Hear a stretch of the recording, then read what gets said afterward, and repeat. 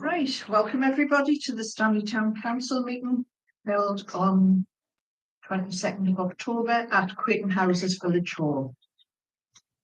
We will move straight on to the agenda. Number one is housekeeping. Could I ask everybody to either make silent or turn off the mobile phones, please? There's no planned fire drills. If there is, if the fire does go off, there's exit there or in the hall. Right, apologies for absence. Yeah, you've got apologies from Holger, from Mary, Lee, that's very bad, Cranky, Carl, Joan, and Christine, and obviously Anne Barry was Lee's finance officer.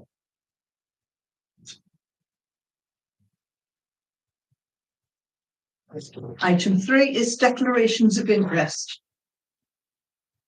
Has anybody got any declarations of interest? No. And you? Long did you want to? Yeah, it's just a verbal reminder. I sent an email out. It's just because the budget and the precept is on the agenda for this evening. It's just to remind people that any member who's got council tax unpaid for more than 2 months is prohibited from budget or precept voting by Section 106 of the Local Government Finance Act 1992. Thank you. Thank you for that. We'll move on to item 4, which is Mayor's announcements. I've got no real announcements to make, but since the last meeting, I have been to 2 venues. I went on the 11th of October, I went to Stanley Bowles to the Knit and Natter and seen everything that made for the hospitals, for Uganda. It was absolutely fantastic what they made. And they made a big poppy display for Southmore Memorial Park because we didn't have one. A lovely, interesting morning. And then on the 13th of October, I was at a brass band competition down at the South Causey, and I was asked to present the prizes. Had a fantastic afternoon. It was lovely. And I've got more announcements, so we'll move on to the leaders' statements. I haven't got anything that isn't already on the agenda, so Right, absolutely fine. Item 6 is update from the Chief Officer. Well, it's been a busy month, as it always is, and it's been really interesting. But I think that the work we've been doing, obviously we've been doing the restructure, but I'll come to that in part B. We've had work to look at the proposed war memorial, so that's come back to us to look at. So I have discussed that with the AAP, and the funding that was there is still there. I thought that was a good place to start. And I have arranged a meeting with John County Council Planning Department to look at the land to make sure that the land is that it's in the right place and that it's structurally sound. So I will update as I go along. I have promised to go back to the Armed Forces Committee and update them at their December meeting. The James, I'm sure, will hit on this, but the Blooming Good Fun Awards on the 19th of November. I think everybody has been invited today. We have had inquiries from the MP's office this month. Obviously, I won't go into details, but we're working with those. Been doing a lot of partnership working, so we've been working a lot with Carbon Homes and other partners and the library service, looking at how we support work that's happening in Stanley to improve things for all the residents. Working as well with Beamish, starting to look at partnership with Beamish and work more closely with them, and also obviously on the allotment side, as well as the libraries and Sam, but they're going to give separate presentations today. I attended the CDAL KGM in Shildon. That was good for my knowledge, obviously being new into this post. So that was a useful meeting to go to. And looking at the event planning for Christmas and Remembrance and the McAllister, this working with Alex to support those. That's my update for this month. Thank you, Nicola. We'll move on to item 7, which is the County Durham Libraries presentation, and we have Julie here tonight. Thank you very much. Thank you for inviting me along this evening. I'm Julie Slater. I work for County Durham Library Service. My job role at the minute is Library Outreach and Participation Manager. So that's outreach and engagement for all 39 County Durham libraries.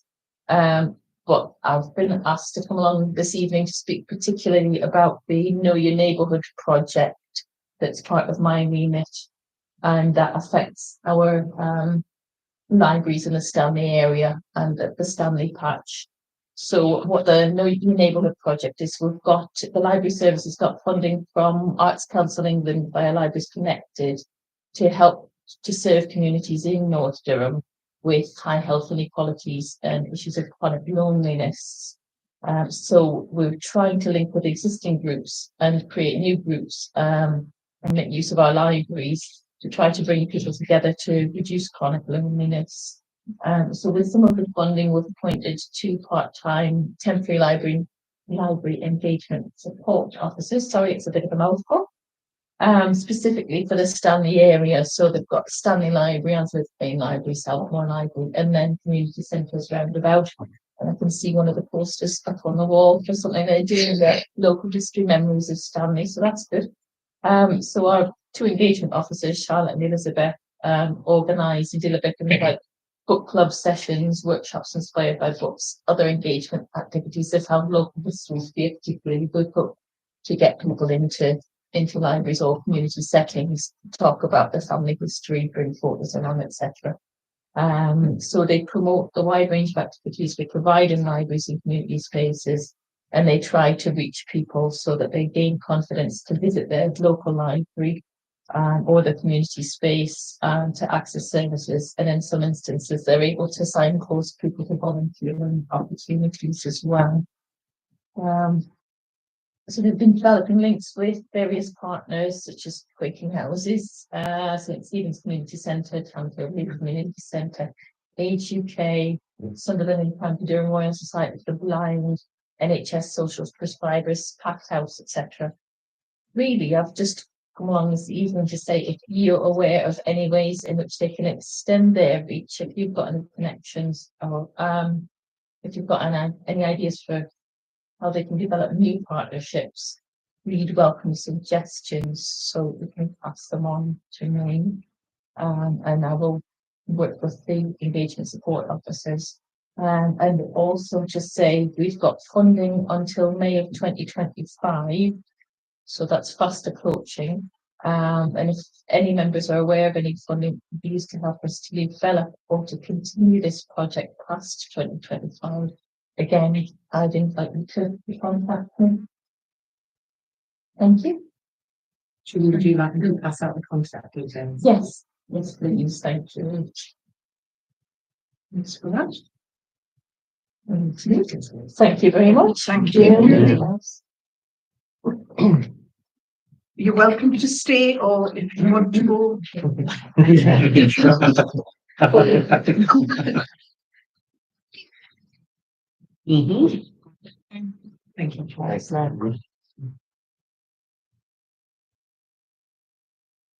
We'll move on to item 8, advice in county. We have Samantha. So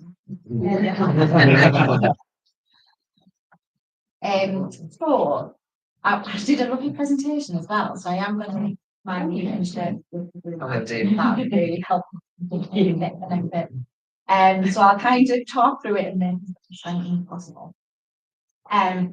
Just show you there. So at the moment, the Advice Hub consists of these organisations that are within Stanley Advice Hub. So as you all will know, because you've been funding it for some time now, Stanley Advice Hub was set up in 2018, and it's kind of expanded its office since that time.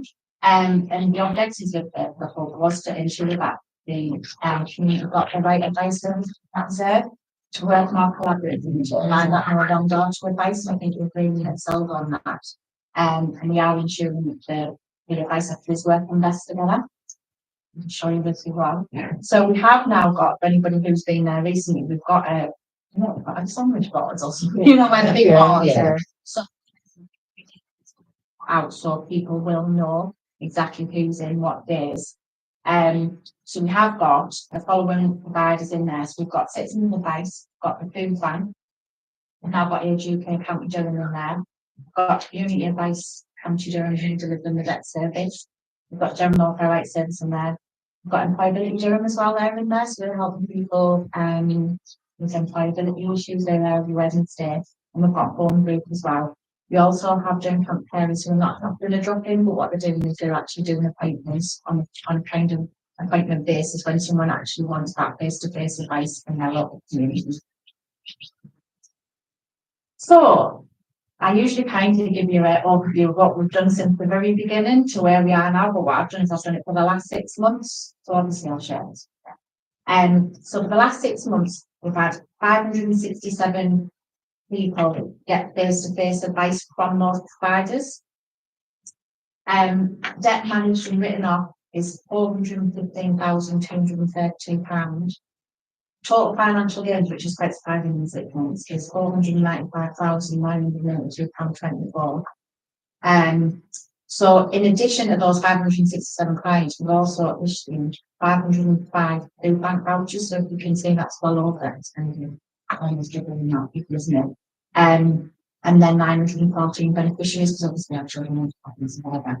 And 125 fuel vouchers have been issued. I thought this was really useful as well to kind of give you a bit of an understanding. So Citizens Advice can actually drill down in terms of their clients, what percentage of age and things that have. So between April and September, 65% of the people that came in to Citizens Advice were over 50. 63% of them had a long-term health condition and 52% of them were female. Between July and September, 2/3 of the clients were aged over 49. So it's definitely like that kind of 49, 50 age people that are accessing advice. The largest group were between age 65 and 69. 68% of them have a disability and long-term health condition, and 53% of them are male. So it's quite interesting between those first two quarters. There's a real split there. And actually, 34% of all kinds of Citizens Advice were Islamic. So that's in the county wide. So that's quite a big percentage of clients, isn't it? We also, I don't know, I know some people have seen, we did have the Stanley Advice Day.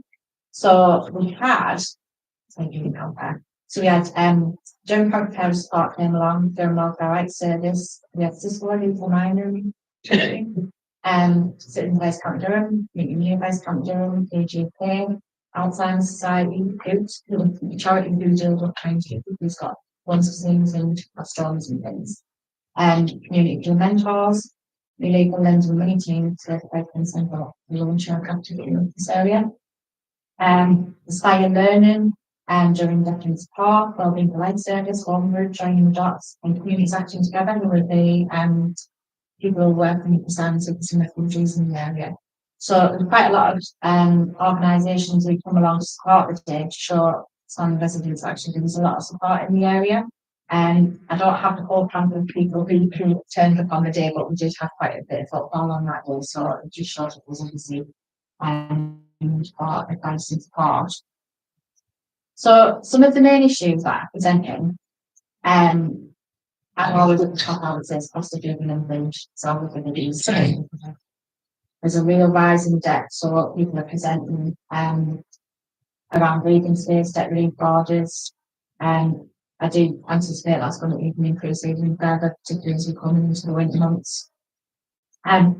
Real necessities such as a school uniform, bank and charitable support, we've seen an increase in. We're definitely seeing an increase in sanctions on universal credit. And the one big thing which I did predict, and I think I mentioned this at the last meeting, is the universal credit migration. So a lot of people are receiving those notifications and they don't know what to do with it. So I think having that advice and help is a real it's a real benefit to the community, because a lot of people are kind of missing out financially as well. So it's really key timings of the applications. So for example, a few weeks ago, I had somebody from the Ladder Centre in Ferry Hill phone me up and they had somebody present. And by delaying the claim by one day, she saved £122. So it's really, really important that people get that expert advice. It's no good just kind of doing nothing or just claiming. It's really important that people do get that advice in part. And one of the big things that I'm another council working on with Age UK is around the pension credit uptake. So there's a lot of people within counties who will be eligible for pension funds.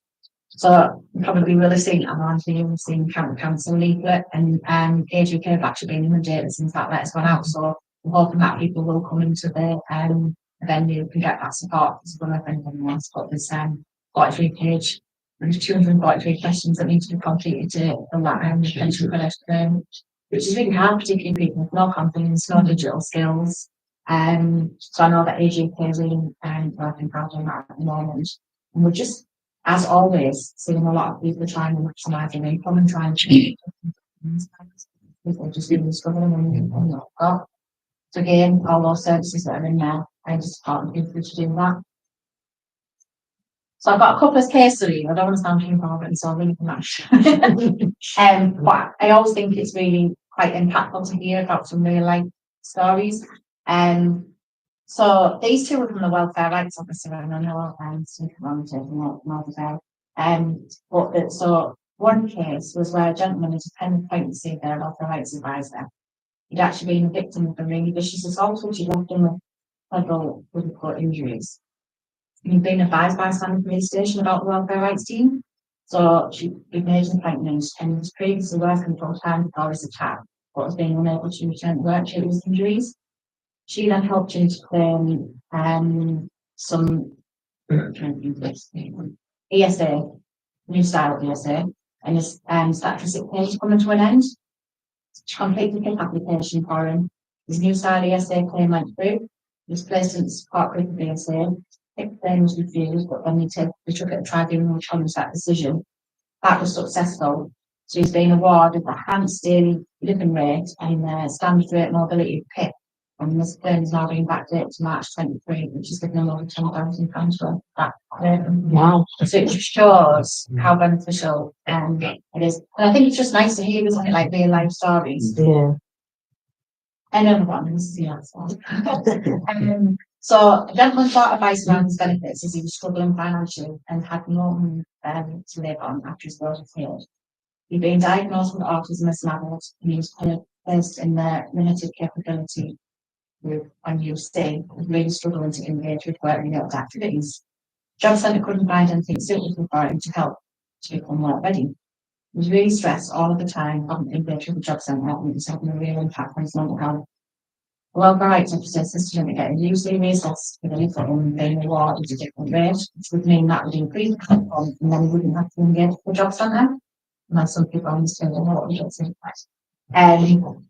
She also submitted a claim at the PIP. It was referred to the food bank last week, and an outcome of these claims. This PIP was refused. She systematically requested mandatory reconsideration in place. At that stage, she was supporting them and advising of what might happen next. Luckily, his mandatory reconsideration was successful. He was awarded the standard daily living and mobility PIP. Usually, review was also successful. And is now being awarded that element for increases in payments, continuing by over £820 a month, which is a substantial amount of money. We can now live instead of just existing, and he doesn't actually go to the Job Centre. He's not dealing with constant stress that's caused him.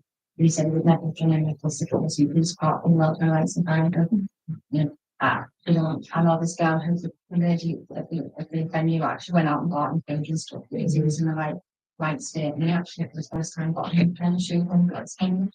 So it's that kind of real kind of difference that it makes, isn't it? When just thought that would be really completely there. And that's it. I mean, really, everybody got in questions and I'd just be like giving a big round of applause because everything it's just absolutely amazing. And people of this area, the wonderful service. You know the salmon call. yes. Is there anything that English would say that? Yeah, that's a good idea. Just so that they will Yeah. send us everything. Yeah, Mhm. Because obviously that might be useful, because there's probably still a lot of people out there that don't necessarily know, yeah. you don't really want to ask where they can pick up a leaflet and then just sign away. Yeah, exactly. For a lot of people, you know, they don't go online, especially older people, which some of these things are specifically targeted at. I think it's surprising. I mean, it's obviously been going since 2018, hasn't it? Yeah. And even I've been going out some households and telling them about it, like they didn't know, but then they're then telling their colleagues, and then they can kind of let them know from different areas that actually in Stanley, that's what we've got for the Stanley residents. Yeah. And I'm like, that's all. Here's some money, and yes. But I think it's something that's quite unique. But I think that one thing that's really stuck out with me, all that place going right across the campus, is that face to face provision really makes such a difference. I think a lot of services kind of gone remotely and digital, and that's fine. People who can manage, Yeah. but I think that face to face provision really just makes a difference. And I mean, especially where there's a lot of delegation, where there's you've got complex needs, it really makes all that difference, doesn't it? To me, it's a really wonderful service that's delivered in partnership, ourselves and yourselves. And it's something wonderful that Stanley Town Council funds for their residents. Fantastic. Bit more personal than it's feels. It is, it is. Well, thank you very much. You're very welcome. You're very welcome. You're more than welcome to stay or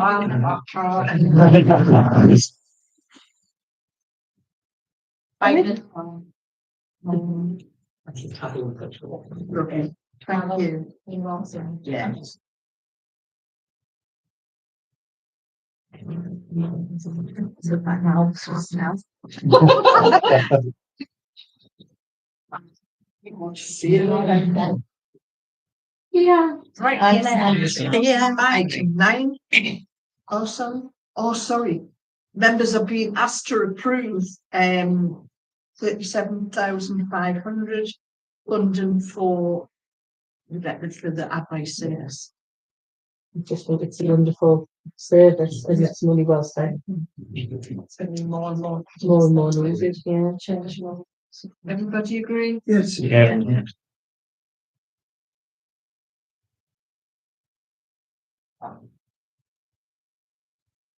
Now we'll move on to item 9, which is public participation. Anybody here have one?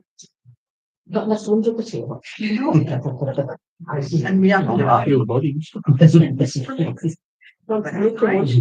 we move on to item 10, confirmation of the minutes at the last meeting, which are in attachment A.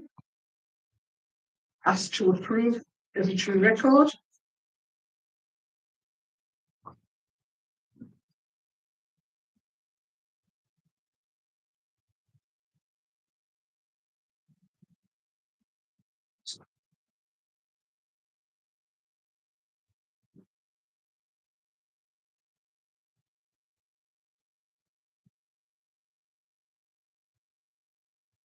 Does move them as a true record? I'll move them.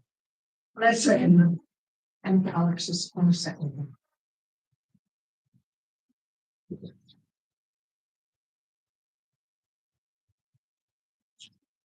Okay, the same.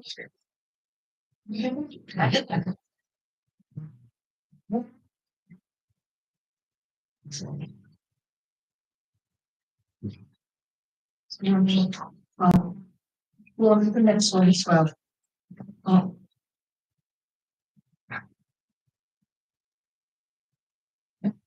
Oops, she's gone on the floor.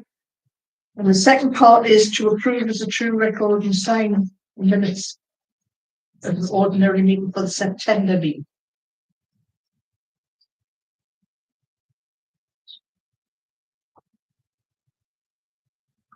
Yeah. Are you around?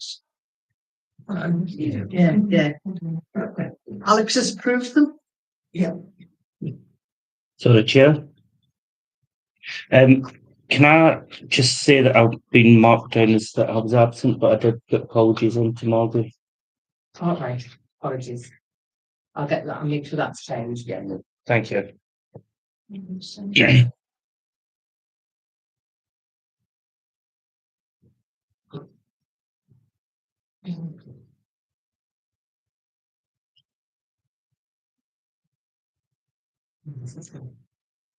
Somebody second then, minutes please.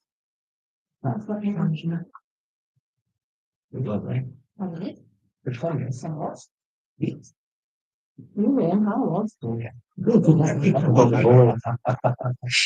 I should see if I'm not there. Move on to item 11, receipt of committee minutes. Receive the minutes from the following committees and working groups. The policy working group held on June the 17th. That's an attachment C. Is anybody here who will do that?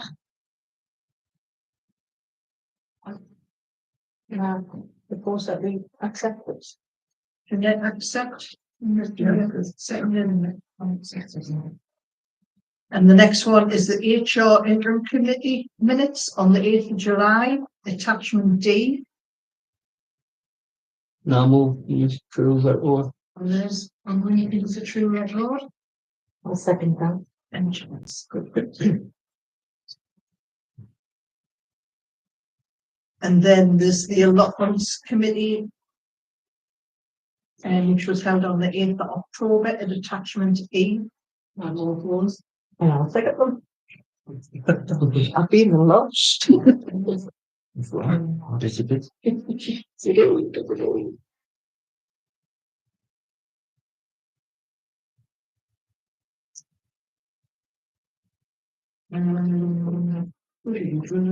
Attachment A. Members of full council to note and accept the recommendations made by members of the allotment committee held on the 8th of October. Do you want to say anything on that or not? Or I'll do it for any questions. Is there any questions? has anybody got any questions on that before you approve it?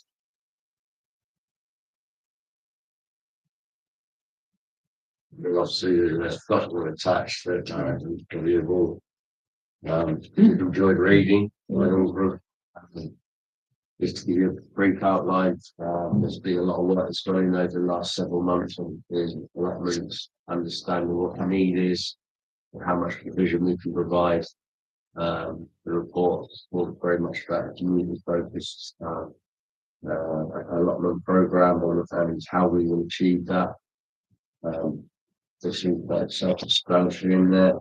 So it's a new service for us. There's been a lot of work involved. And as time goes, we will progress more and more and set out further policies down the line.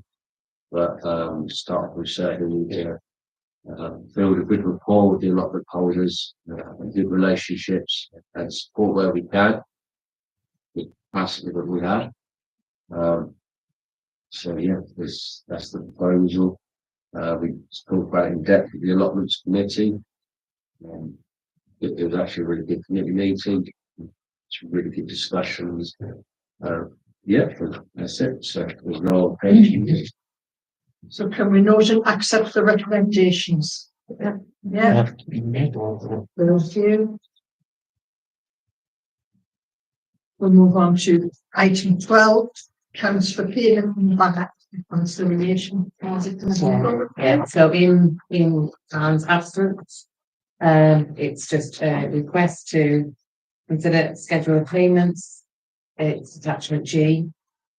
The schedule of receipts, which is attachment H. Bank reconciliation and bank balances, attachment I.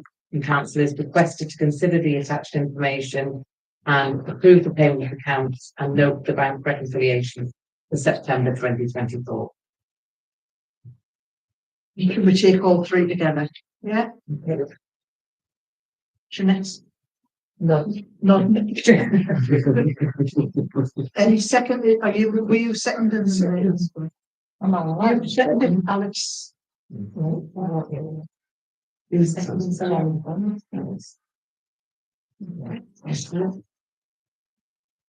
We move on to item 13, the annual governance and accountability G. So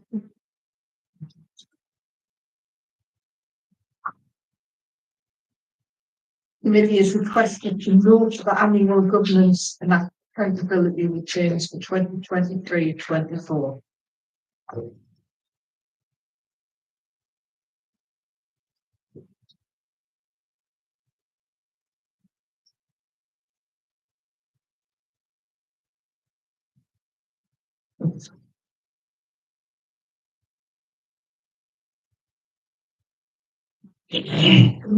Put that down as noted, yeah. Thank you very much.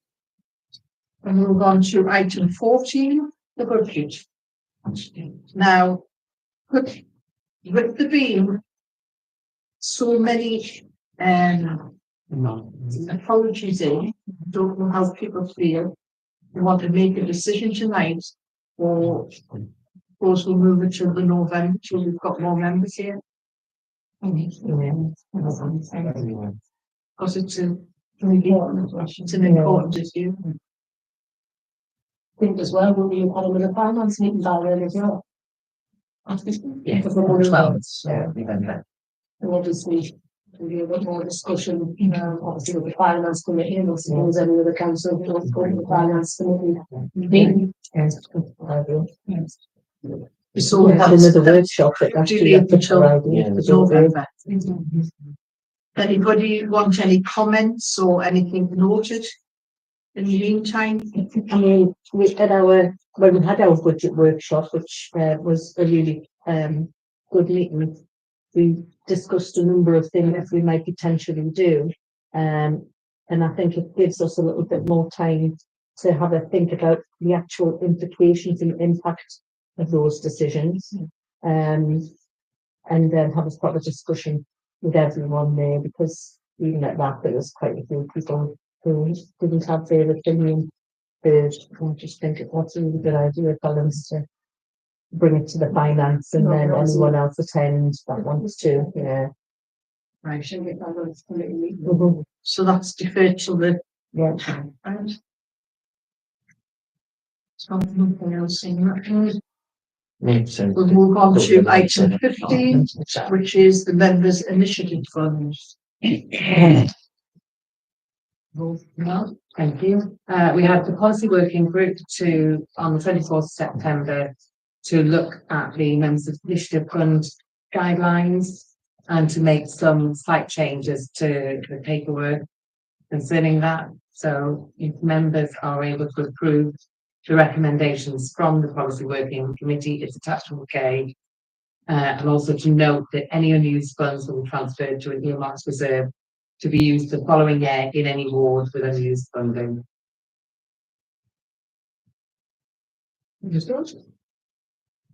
Happy to approve it? Yeah. Yeah.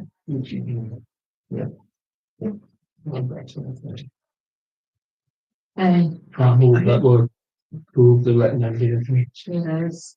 Seconded? Yeah.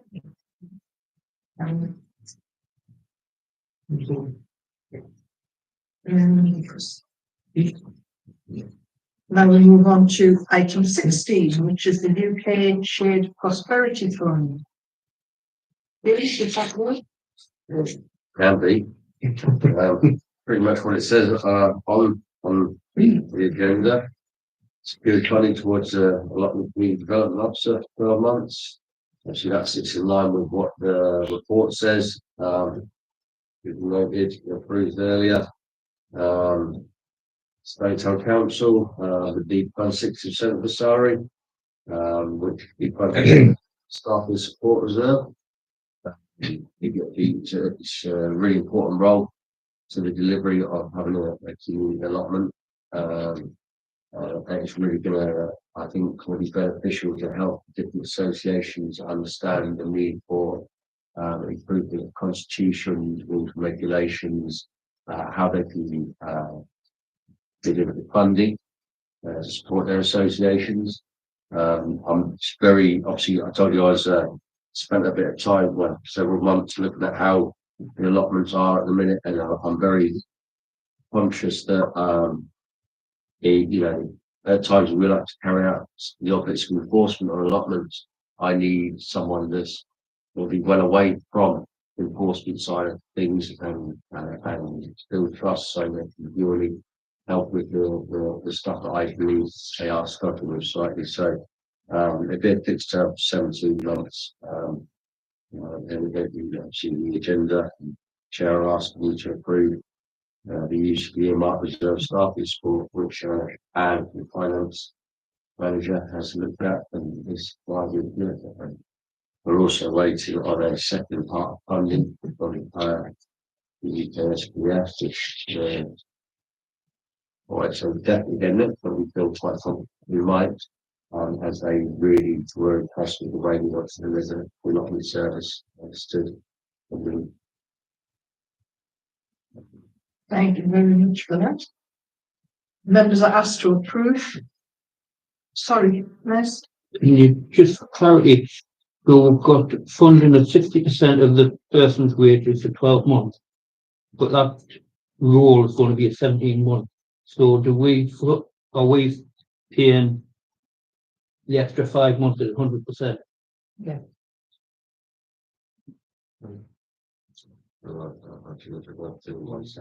is, that's exactly right.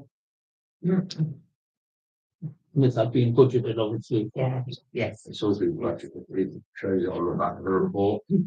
On stuff. Taken from the reserve standard budget. Yeah. From business reserves as well. I'll give you to one. make sure that's right. Approve it. And I think it's really to try and pilot, and this is the thing that UK SPF are really keen on, that engagement with the communities like this one here, that we're actually sitting in, where there's allotments, where there's community venue. How does everything start working more closely together, and making sure that we can provide for the residents, and get them to start engaging with each other as well. And that role is really important. And then we need to look at it at that point, whether we need to think about, is it a full-time job, not a full-time job, a permanent role that we want to continue within the allotment service. Just gives us a chance to try before we buy, basically. So are we happy to, sorry, Sam? I was just gonna say, considering we've already approved the allotment plan, and this is a big part of it, we'll kind of have to go through it, and I think, especially that us taking on the allotment service is a new thing, having someone there to forge those links with all the associations, because there's quite a few of them. Yeah. And sort of like build up that trust. It's important we get that right now, rather than getting it wrong and then having to try and rebuild those relationships in 12 months' time, 24 months' time. So you're absolutely, sorry, check lines coming. Yeah. You're absolutely right, Sam. And the idea of that person as well, they will be linked in with food banks, packed house, different organisations, and make all these links with those. The thing I'm getting is I speak to lots of different people, and a lot of them are how much produce you've got. Far too much. Do you want some? Well, actually, let's get the stuff that is out there, the people that really do need it. Because you know what, an apple as a dessert for a child every single day would be absolutely fantastic, wouldn't it? So yeah, I think it's a really good point, James. If we can really strengthen that community network we have in Stanley and bring people together, it's perfect. Awesome. Something happy to. That's good. Yeah. Who's going to put the name down? Sam, or will you? Second. well, second. That's what it is. Yeah. Move on to item 17, which is planning applications. Delegated list circulated to council throughout the month. Council to resolve that the receipt of the applications, and if any objections are to be submitted. I'll get them, and that hasn't been much this year. See, I can't remember there's much been in, but away anyway. Small, yeah. Been nothing major. Yeah.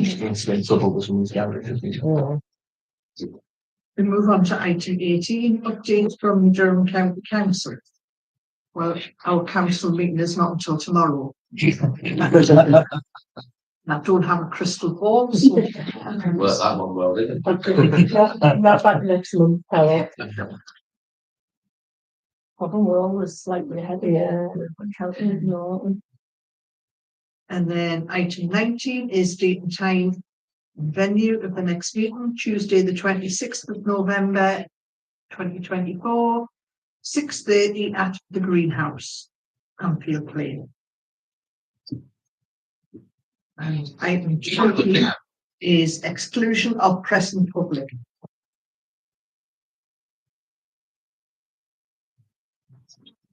Nobody else.